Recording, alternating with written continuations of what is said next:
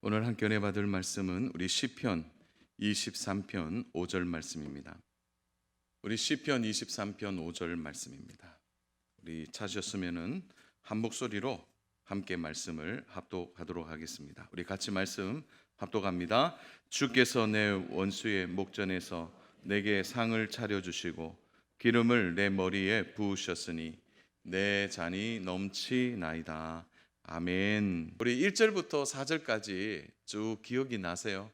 우리 암송도 다 하고 계시는데 1절은 여호와는 나의 목자시니 내게 부족함이 없다. 이 표현은 우리의 인생에 인도자가 계신다라는 주제가 여기에 드러나죠. 그래서 1절은 요약하면 이겁니다.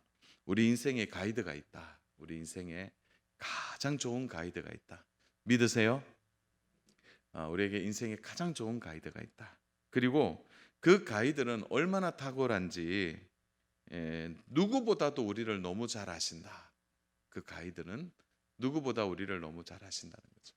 자, 2절로 넘어가 보면 그가 푸른 풀밭과 쉴만한 물가로 인도해 주신다. 우리의 인생의 인도자는 우리를 더 좋은 곳으로 인도해 주시는 실력 있는 가이드다. 실력 있는 가이드다. 그래서 우리는 편안히 누울 수 있다고 말씀드렸어요. 그의 공급함은 날마다 새롭다는 거죠. 너무 멋지죠. 그런데 3절로 넘어가 보면 우리의 삶의 인생에 뒤집힐 일들이 있다는 거죠. 내 인생이 뒤집어지는 그런 인생을 경험하게 된다는 거죠. 죄로 인하여 불순종으로 인하여 우리는 고난 속에 들어갈 수 있다는 거죠. 근데 여기에 굉장히 중요한 게 하나 숨어 있죠. 우리가 고난을 미워할 수 없는 이유는 고난 속에 주옥 같은 유익이 있죠. 그건 우리의 영혼을 다시 돌볼 수 있다는 거예요. 너무 잘 나가니까, 너무 편안하니까 우리가 소홀히 했던 우리의 영혼을 다시 돌아보게 되는 순간에 우리의 가장 좋은 가이드는 우리의 영혼을 소생시키신다. 그래서 너무 멋진 가이드라는 거죠. 그런데 그 가이드는 때로는 우리를 고난의 골짜기에 이끌어 가신다는 거죠. 더 좋은 풀밭과 쉴만한 물가로 인도하시기 위하여 우리에게 고난의 골짜기를 허락하신다는 거죠. 그러나 그 고난의 골짜기는 내버려 두는 것이 아니라 고난의 골짜기를 통과해야 우리가 무엇이 보인다 그랬죠? 주의 지팡이와 막대기가 보이기 시작하는 거예요. 그래서 이 고난은 하나님과 가장 친밀해지는, 가장 가까워지는, 그래서 그 고난이 밉지가 않죠. 죽을 것 같은 우리의 인생의 고비를 만나지만 그 속에서 가장 안전한 안위를 경험하게 되는 것입니다. 6.25 전쟁에 끔찍한 상흔이 있지만 6.25 전쟁을 통해 우리는 누구보다도 더 많은 것을 배웠죠. 왜냐하면 이 나라 이 민족을 하나님이 보호하사 안위해 주신다는 거예요. 끔찍한 전쟁의 비극 속에서 하나님의 인도하심을 우리는 경험하게 됐다는 거죠. 그것이 고난의 골짜기에서 만나는 하나님입니다. 자, 그렇다면 오늘 5절은 어떻게 서론이 이어지는 겁니까? 이러한 완벽한 인도자이신 하나님이 고난의 골짜기를 통과한 이후에 우리 인생을 어떻게 구체적으로 이끌어 가시는지, 오늘 그 이야기의 말씀이 오늘 저와 함께 나누어야 될 말씀입니다. 다윗은 그의 고난의 골짜기를 통과한 이후에 더 좋은 인생길이 열리고 우리의 삶에 그야말로 평탄하고 형통한 인생의 길을 만날 줄 알았는데 오늘 다윗이 그 길에서 누구를 만난다고 소개하고 있습니까? 인생의 벽과 같은 원수를 만난다고 고백합니다. 이런 거예요. 다윗의 눈앞에 원수가 있는 것입니다. 아이고, 고난의 골짜기를 통과했더만 앞에 더한 골짜기를 만나게 되는 거죠. 바로 원수가 내 눈앞에 있는 것을 경험하게 됩니다. 우리가 한 고비를 넘어가면 야, 이 고비 잘 넘겼다. 이제는 좀 괜찮아지겠지 했지만 더 한 위기를 때로는 만나게 됩니다. 그렇지 않습니까? 우리가 4절에 만나는 고난의 골짜기를 우리는 주로 환경이다, 상황이다 이렇게 볼 수 있다면 5절에 만나는 이 골짜기는 관계의 골짜기다 이렇게 보시면 돼요. 그러니까 4절은 환경과 상황 속에서의 시험과 고난이라면 원수의 목전은 우리에게 나타나는 관계의 깊은 골짜기다 이렇게 의미를 새긴다면 4절과 5절의 차이를 우리는 다시 확인할 수 있게 되는 것입니다. 어떤 의미에서는요, 환경과 상황은 눈 한번 질끈 감고 힘들고 고통스러워도 견디면 지나가는 것일 수도 있어요. 아니면 주먹에 손을 꽉 쥐고 어떻게 주먹을 꽉 쥐고 이를 꽉 깨물고 그냥 지나가면 그 환경은 넘어갈 수 있겠죠. 그러나 관계의 골짜기는 다릅니다. 관계의 골짜기는 힘들어요. 마치 콘크리트 장벽처럼 눈을 감는다고 해서 지나가는 것도 아니고 또 주먹을 꽉 쥐고 그것을 견딘다 한들 그래서 해결되는 것이 아니에요. 그게 관계의 골짜기더라고요. 다윗이 오늘 이렇게 고백하는 데는 중요한 이유가 있습니다. 다윗은 골리앗을 그가 소녀시대 때 넘어뜨린 후에 그의 인생이 전혀 다른 방향으로 가고 있다는 것을 보는 거죠. 골리앗을 넘어뜨리고 난 뒤에 누구나 다윗을 좋아할 줄 알았어요. 다윗이 목숨을 걸었기 때문에 그 용기와 그의 나라 사랑과 하나님의 사랑에 대해서 누구나 인정해주고 다윗을 받아줄 줄 알았다는 거죠. 근데 보세요. 다윗이 골리앗을 넘어뜨리고 그런 깊은 관계의 골짜기로 들어가게 됩니다. 그의 가슴에 칼을 품고 평생 다윗을 괴롭히고 힘들게 하는 사람들이 원수처럼 눈앞에 다가왔기 때문입니다. 평생 원수가 만들어진 거죠. 그래서 골리앗을 넘어뜨리는 이 믿음의 사건은 그 다음에 깊은 관계의 골짜기로 다윗을 몰아간 것입니다. 다윗의 눈앞에 원수가 생긴 것입니다. 사랑하는 여러분, 오늘 우리가 인정해야 합니다. 이 사실을. 우리가 믿음으로 어떤 시험을 이겨내고 우리가 믿음으로 어떤 사건을 잘 넘어가면 그 다음에는 만사형통이 기다릴 것 같은데 인생의 한 고비가 넘어가니까 또 다른 고비가 찾아오는 거예요. 이번에는 눈을 감는다고 되는 일이 아니고 바로 눈앞에 원수가 딱 버티고 있는 절망적인 상황을 우리가 맞닥뜨릴 때가 있는 것입니다. 저도 목회를 하면서 한 고비가 넘어가면 이제 좀 평안하겠다 하면 더 다른 고비가 찾아오더라고요. 인생이 순탄한 게 같지 않아요. 어려운 일을 당하면 그 다음에 어려운 일이 없는 것 같은데 또 다른 어려움의 문제가 찾아오는 것입니다. 사랑하는 여러분, 산이 절경이다 이렇게 말할 때 산이 절경인 이유가 여러 개 있지만 그 중에 가장 큰 이유 중 하나가 골짜기가 깊어야 돼요. 또 여러 골짜기가 있어야 명산이다 이렇게 말하죠. 산은 그렇게 만들어지더라고요. 우리 인생도 보면 이런 관계의 골짜기를 많이 경험한 분들 사이에 이제 뭐가 드러나죠? 그의 삶에 성숙함이 드러나게 됩니다. 참 힘든 일입니다. 우리도 살면서 이 땅의 원수를 만나게 됩니다. 혹시 이 가운데 목사님, 저는 평생 원수가 없습니다. 그런 분 계세요? 제가 그런 분 인정하겠습니다. 워낙 관계 잘하고 또 잘 사랑이 넘쳐서 그럴 수 있어요.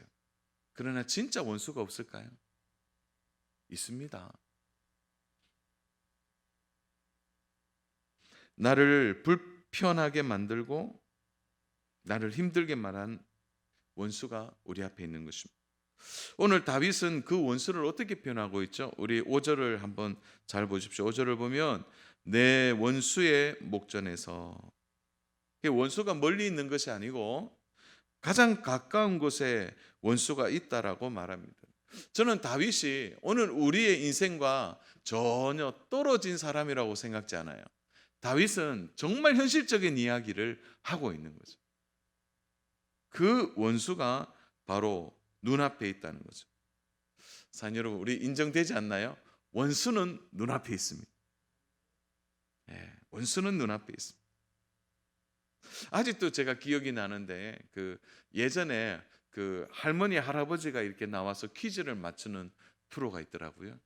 그 프로에 보니까 재밌는 질문을 했는데 지금 옆에 있는 할아버지와 할머니 관계가 어떻게 되냐니까 부부 사이인데 할머니가 어떻게 대답했습니까? 원수지간이라고 그렇게 대답했어요. 어떻게 보면 가장 가까운 곳에 원수가 있다는 거죠. 사실 원수는 가까운 관계 속에 생겨납니다. 그래서 여러분, 먼 사람들은 원수가 되지 않아요.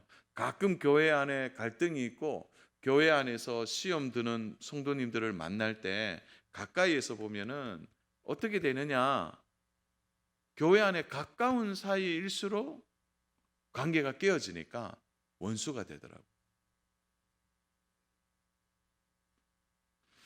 가장 가까운 사람끼리 원수로 살아가는 경우가 많이 있어요. 저는 다윗이 그 관계 속에 있었다고 생각합니다. 가장 가까운 장인어른이 다윗을 10년 동안 죽이려고 쫓아다녔죠.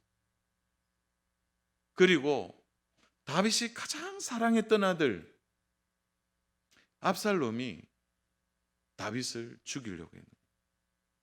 아버지와 아들과의 관계. 사랑하는 여러분, 원수가 눈앞에 있는 환경이 평안한 환경입니까? 한번 생각해 보세요. 원수가 내 눈앞에 있다. 이거는 불편해도 그냥 한두 가지 불편한 게 아니죠. 원수가 우리의 눈앞에 있다는 것은 가장 먼저 우리의 삶의 질을 떨어뜨립니다. 나의 삶의 에너지와 활력을 그 원수 앞에 다 소진하게 되는 거예요. 이런 원수가 눈앞에 있으면요, 생각도 말도 마음도 모든 몸의 에너지가요 그 원수 앞에 딱 집중돼요. 힘이 드는 거죠. 직장에서 원수 같은 상사가 있는지 모르겠어요. 그 상사가요 딱 저 자리에 앉아 있으면은 에너지가 거기에 다 소진되는 거예요. 그러다가 저 출장 갔다 오겠습니다 이러면 어떻게 됩니까? 한 며칠 동안은 에너지가 충만해지는 거예요. 원수가 목전에 있다는 이 다윗의 얘기는 매우 현실적인 이야기입니다. 감정이 잘 처리되지 않아요. 특히 마음의 부정적인 감정과 분노가 일어나는 거죠. 왜 하필 나에게 이런 원수가 있느냐는 거죠.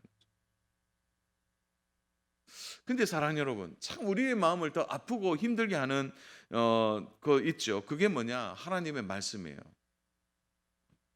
왜냐하면 하나님이 원수를 어떻게 하라는 거죠? 미워하라고 했습니까? 성경은 원수를 어떻게 하라고 말하죠? 왜 대답을 좀 시원하게 한번 해보세요. 원수를, 이게 우리의 마음을 힘들게 해요. 원수를 어떻게 사랑합니까? 나 자신도 사랑하지 못하는.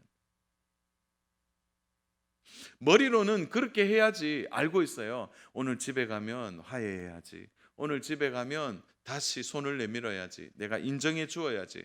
머리로는 수없이 수천 번 되뇌이지만 막상 원수의 목전 앞에 딱 서면 마음은 달라지게 되는 거예요. 세상 사람들은요, 차라리 마음이 편해요. 안 보면 되거든요. 관계를 절연하면 됩니다. 안 보든지 아니면 힘이 있으면 그냥 눌러버리면 돼요. 다시는 안 보면 된다는 거죠. 그러나 성경은 그것이 해결이라고 말하지 않기 때문에 오늘 우리의 마음이 더 무겁고 힘든 것입니다. 고난의 골짜기를 겨우 통과해서 이제 좀 쉴만하면 우리 앞에 관계오는 이 관계의 골짜기는 우리를 더 힘들고 어렵게 만듭니다. 그런데 오늘 다윗이 우리에게 너무 멋진 말을 하고 있어요. 그것은 원수가 내 눈앞에 있을 때 우리가 어떻게 해야 할 것인지 다윗이 너무나 우리에게 분명한 말씀을 주고 있는 것입니다. 다윗은 전혀 다른 시선을 우리에게 가르칩니다. 사랑하는 여러분, 오늘 5절을요 반복해서 한번 읽어보세요. 읽어보면 원수를 이렇게 해결하라라는 말씀이 없어요. 원수에 대하여 이런 방법을 쓰라는 말씀이 없습니다.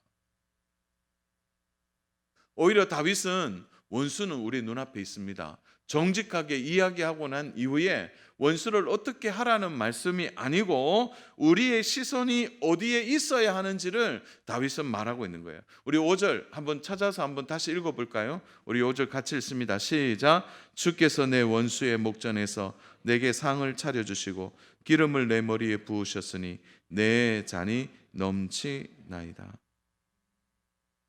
원수는 있다고 그냥 인정해요. 원수가 눈앞에 있는 거 치워주세요.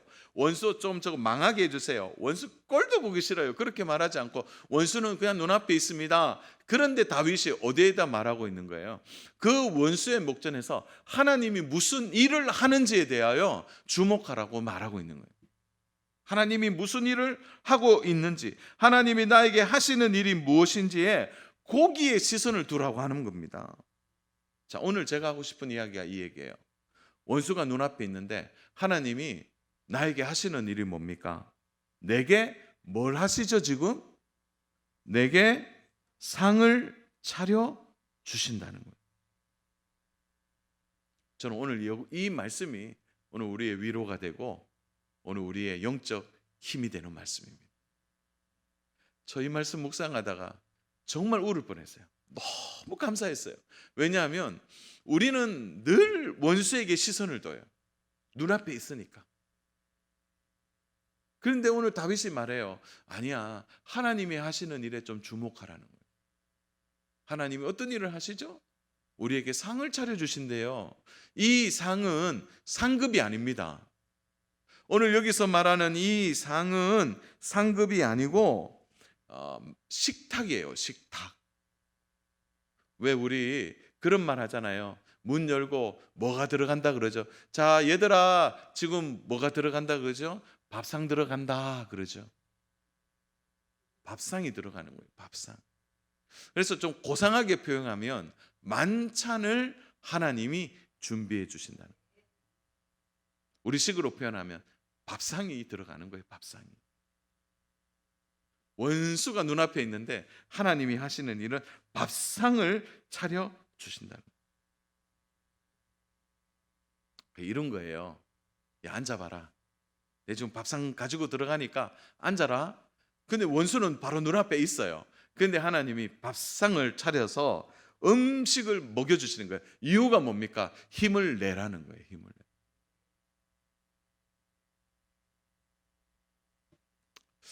아이고, 여기에도 역설이 있어요. 원수가 눈앞에 있는데 무슨 입맛이 나겠습니까?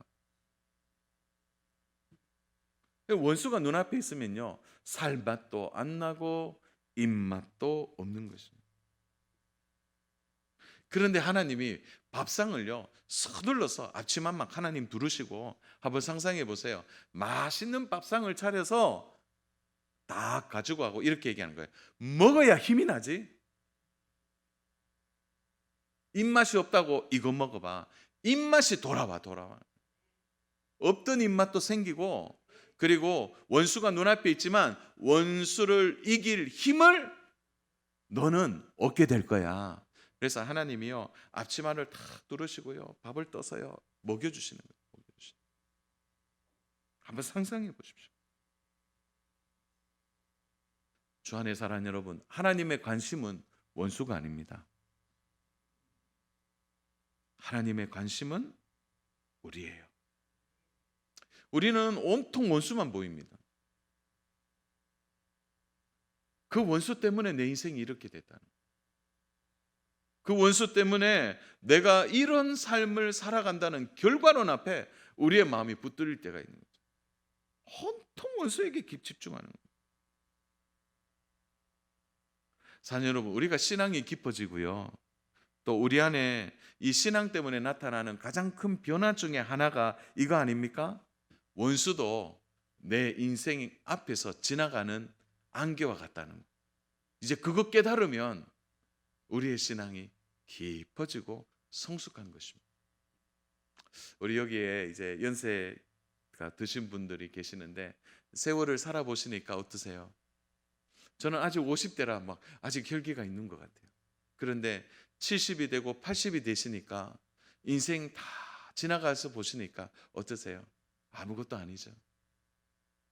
그래서 어른분들이 참 인자하신 것 같아요. 나이가 들면 들수록 허용하고 용납하고 받아주는 그 넓이와 깊이가 더 깊어지는 거예요. 우리 히브리서 10장 30절 말씀을 오늘 좀 기억하면 좋겠습니다. 우리 같이 히브리서 10장 30절입니다. 우리 같이 읽습니다. 시작. 원수 갚는 것이 내게 있으니 내가 갚으리라 하시고 또 다시 주께서 그의 백성을 심판하리라 말씀하신 것을 우리가 아노니. 하나님은 얘기하세요. 원수 갚는 게 내한테 있다는 거죠. 그래서 오늘 우리는 원수에 대한 전혀 다른 생각을 가져야 합니다. 사랑하는 여러분, 오늘 간절히 원합니다. 원수에게 집중하지 마세요. 하나님께 집중하십시오. 상을 차려 오시는 하나님을 바라보시기를 바랍니다. 악을 악으로 갚지 않고 손으로 악을 갚는 이 방법은 하나님이 차려주신 밥상을 먹는 것입니다.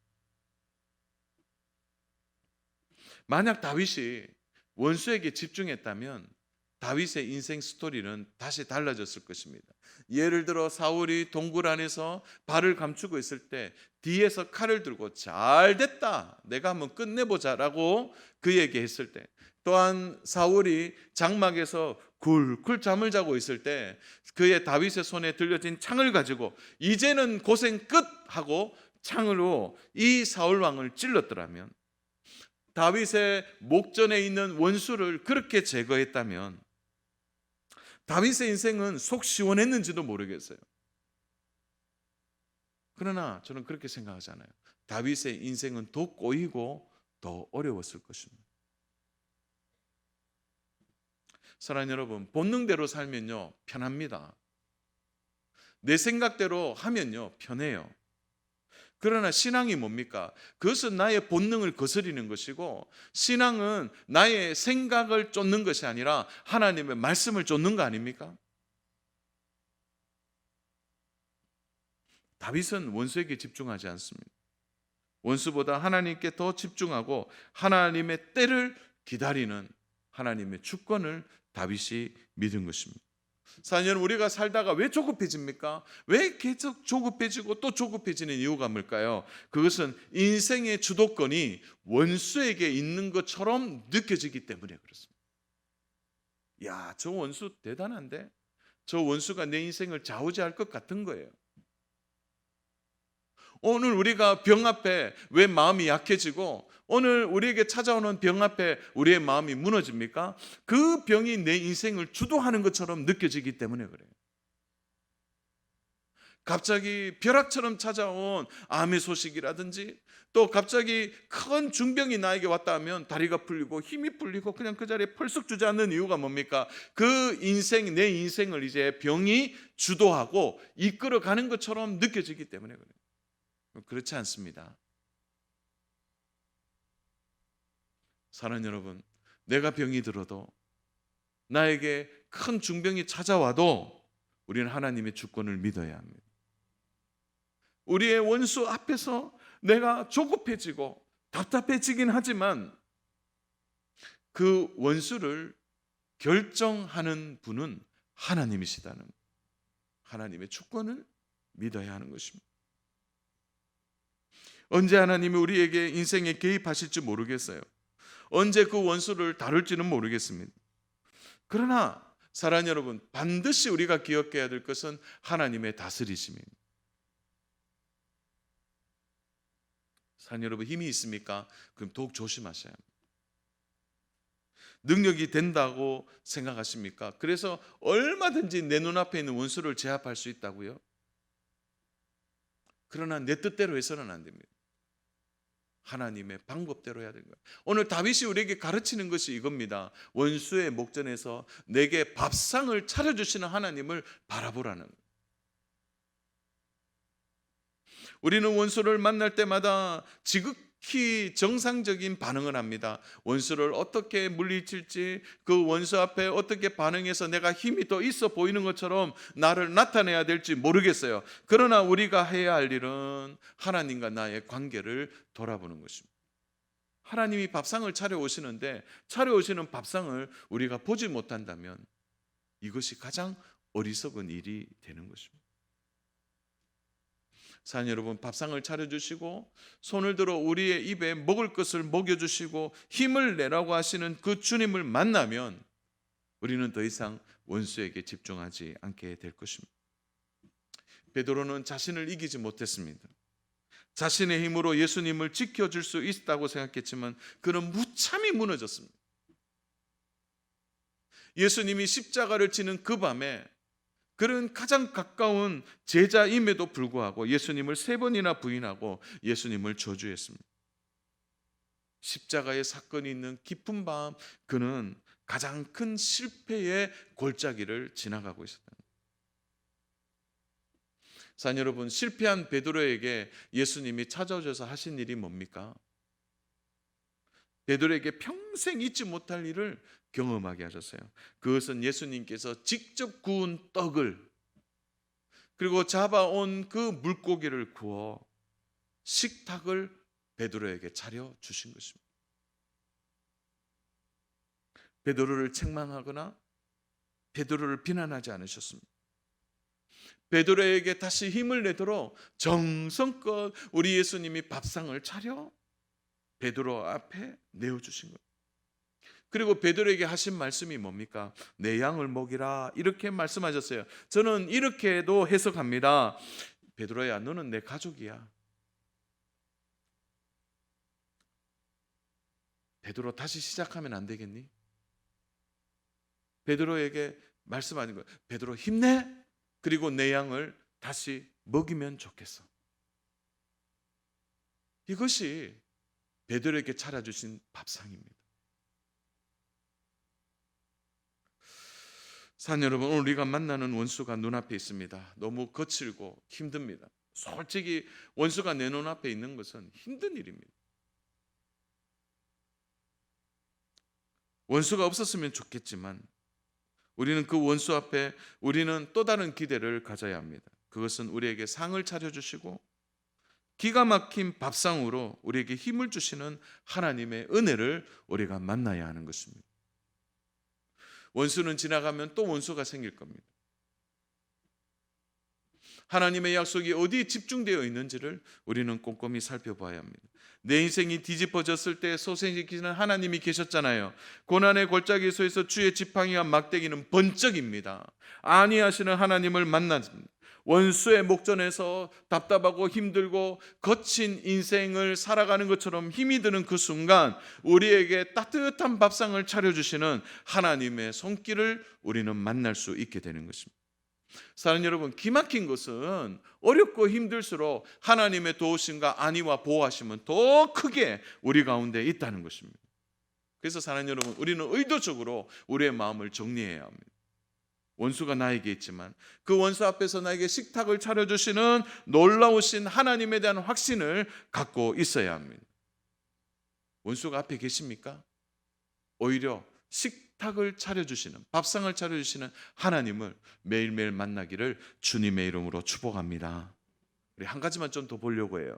그것은 5절에 나오는 차려주시고라는 단어입니다. 우리 이제 볼펜이 있는 분은 동그라미 한번 해보세요. 차려주시고. 제가요, 이 말씀 읽다가 이 부분을 연구하다가 막 신이 났어요. 왜냐하면 이 차려주시고라는 것은 두 가지의 중요한 의미가 있거든요. 차려주시고라는 이 의미는요, 미완료 시제예요. 좀 말이 어렵죠. 미완료. 그러니까 완성되지 않았다는 겁니다. 이것은 과거로부터 지금 그리고 앞으로도 하나님이 계속해서 이 행동을 하실 거라고 얘기하는 거예요.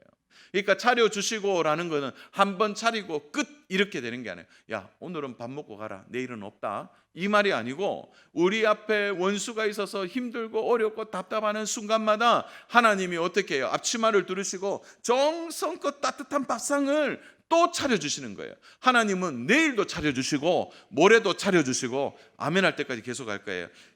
우리 시간마다 하나님이 차려주신다는 거예요. 그 밥상을 차려주시는 거예요.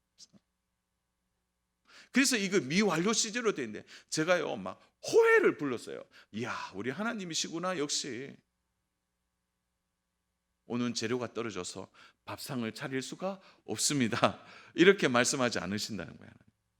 힘들고 어려울 때마다, 원수가 생길 때마다 하나님의 위로가 더 큽니다. 하나님이 힘을 우리에게 주시는 거예요. 사랑 여러분, 우리는 그래서요 하나님이 차려주시는 밥상을 먹고 먹다가 천국 갑니다. 천국 가는 거예요. 미완료 시제구나, 하나님 또 차려주시겠다, 이런 위로의 믿음의 말씀이 우리의 마음에 들어와서 평생 이 말씀 떠나지 않기를 축복합니다. 또 하나는 이거예요. 의미는 뭐냐면 이 식탁이 공개적인 의미가 있다는 거예요. 그러니까 식탁이 비밀리에 차려주시는 게 아니에요. 베드로에게 떡과 물고기를 주신 것은 12 제자들이, 그리고 모든 것이 공개되어 있는 것처럼 이 식탁의 자리는 공개된 자리라는 겁니다. 그래서 이 공개된 자리가 왜 말씀에 있느냐면, 한번 보세요. 볼펜 있는 분 한번 동그라미 하세요. 상을 요 동그라미 하시고, 기름을 동그라미 하시고, 내 잔이 동그라미 해보세요. 상, 기름, 잔, 이거는요 공개적인 장소에 붓는 기름입니다. 상도 공개적인 장소에서, 기름도 공개적인 장소에서 붓는 거예요. 그래서 오늘 이 단어를 다윗이 상, 기름, 잔이라는 이 상징적인 단어를 연결해서 설명하고 있는 것은 무엇인가? 바로 공개적으로 이 일이 일어날 것을 말씀하고 있는 거예요. 사랑하는 여러분, 우리가 기대하는 바가 이거예요. 공개적인 밥상, 그 자리에서 하나님은 예수님과 함께 우리를 높여 주실 것입니다. 다윗이 이걸 경험한 거예요. 다윗의 인생이 너무 영광스러웠답니다. 왜 영광스러웠죠? 모든 사람 앞에서 원수를 선대하니까 모든 이스라엘 백성이 다윗을 칭찬하고 자랑했어요. 그리고 다윗을 세우신 하나님께 영광을 올려드렸습니다. 위대한 성군의 시작과 위대한 성군의 그 칭호가 다윗에게 주어진 것은 공개적인 선언이었습니다. 다윗은 사울을 품고 압살롬을 품었습니다. 그를 하나님은 이스라엘의 위대한 목자로 삼으셨습니다. 다윗은 공개적으로 하나님의 칭찬과 존귀를 받게 된 것입니다. 사랑하는 여러분, 우리에게도 원수의 목전에서 이런 믿음이 필요합니다. 우리가 이 원수의 관계의 목전을 통과하게 되면 우리에게도 왕의 길이 열리고 우리 인생이 다시 시작되고 우리 인생이 열리는 것입니다. 공개적으로 사람들이 우리를 칭찬하게 될 것입니다. 예수 그리스도의 영광을 우리를 통하여 나타나게 될 것입니다. 하나님은 최종적으로 우리를 높이실 것을 우리는 확신해야 합니다.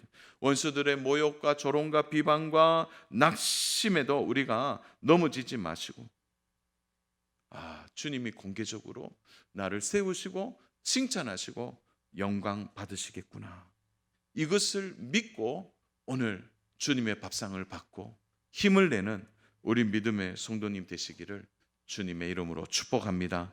원수가 아직 있습니까? 우리 앞에 차려진 밥상을 보십시오.